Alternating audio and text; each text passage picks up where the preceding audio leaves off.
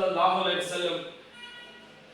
جناب آج کا جو ویلاگ ہے یہ ظاہر ہے ہم ایک مقدس ادارے میں بیٹھے ہوئے اور جو ہے دو پرنسپل صاحبان ریڈ فاؤنڈیشن گرلز کالج اور Read Foundation boys college Kotli کے پروفیسر وحید صاحب اور جو ہے پروفیسر زاہد صاحب.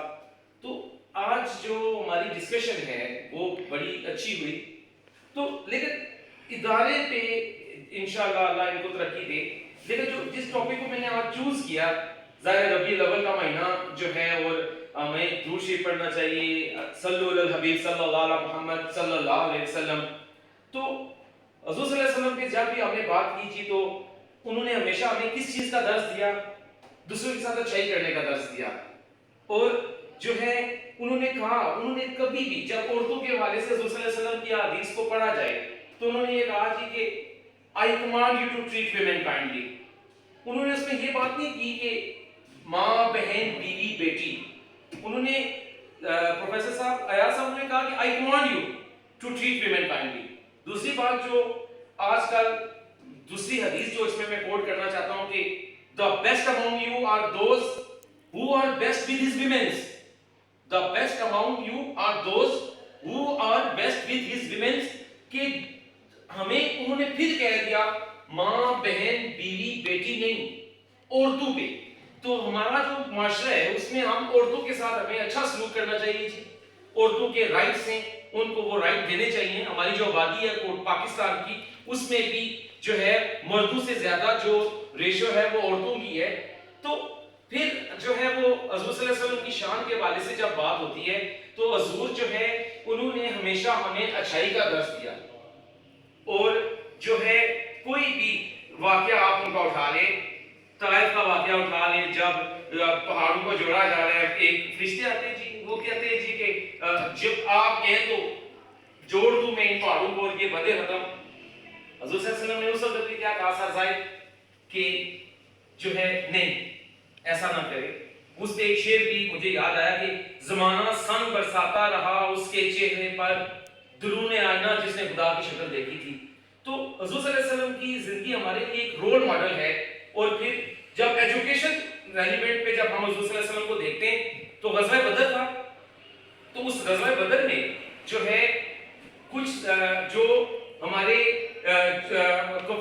کفار یا جو نان مسلم تھے ان کو جب اریسٹ کیا جاتا ہے تو ان کو کہا جاتا ہے کہ آپ ان کو اس بیس پہ چھوڑا جائے کہ وہ ہمارے لوگوں کو یا ہمارے بچوں کو یا ہمارے جو ان پڑھ جو اس وقت تھے ان کو پڑھائیں.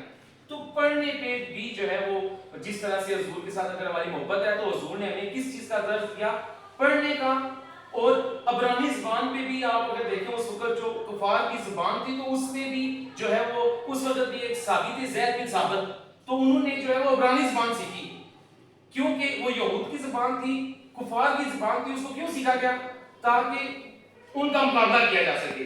تو ہمیں جو ہے وہ ہر حضور صلی اللہ علیہ وسلم کی جو تھاٹس ہیں ان پر عمل کرنا چاہیے. عورتوں کے حوالے سے بھی جو باتیں حضور صلی اللہ علیہ وسلم نے کہی ہمیں ان پہ بھی عمل کرنا چاہیے. علم کے حوالے سے بھی جو ان کا جو ایفرٹ ہے اور محبت جو حضور صلی اللہ علیہ وسلم کی ہے اس پہ اگر ایک اور بات میرے ذہن میں آ رہی ہے کہ جو غزوہ کا ہم کیا ڈیفینیشن کرتے ہیں جی جس میں محمد صلی اللہ علیہ وسلم نے پارٹیسپیشن کی ہے وہ غزوہ ہے. تو اب ایسے صحابی بھی گزرے جنہوں نے غزوے حضور صلی اللہ علیہ وسلم کے ساتھ شامل ہیں, جنگ کر رہے ہیں, کفار کے ساتھ جنگ کر رہے ہیں, اور دوسری طرف اپنے ابو عبیدہ بن جراح اپنے والد کے ساتھ قتال کر رہے ہیں. کس کے لشکر میں شامل ہیں؟ محمد صلی اللہ علیہ وسلم کے لشکر میں شامل ہیں. تو محمد صلی اللہ علیہ وسلم سے اور اس طرح سے ایک غزوے میں جو ہے وہ باپ جو ہے وہ اپنے بیٹے کے اگینسٹ لڑ رہے. تو حضور صلی اللہ علیہ وسلم کی زندگی ہمارے لیے ایک رول ماڈل ہے جی. اور اس کے بغیر جو ہے وہ میں یہ کہتا ہوں کہ اس ٹاپک کے بغیر کچھ بھی مکمل نہیں ہوتا.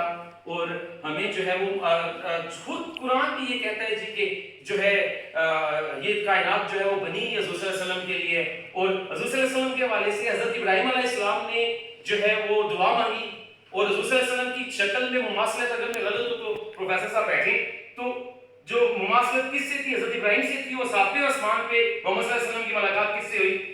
جب معراج کا ایک واقعہ ہوا تو حضور صلی اللہ علیہ وسلم کی حضرت ابراہیم علیہ السلام سے ملاقات ہوتی ہے. اور یہ پیشن گوئی جو ہے وہ 700 سال پہلے حضرت عیسیٰ علیہ السلام نے یہ خوشخبری دے دی تھی کہ یہ شخصیت آئیں گی، یہ پرسنالٹی آئیں گی.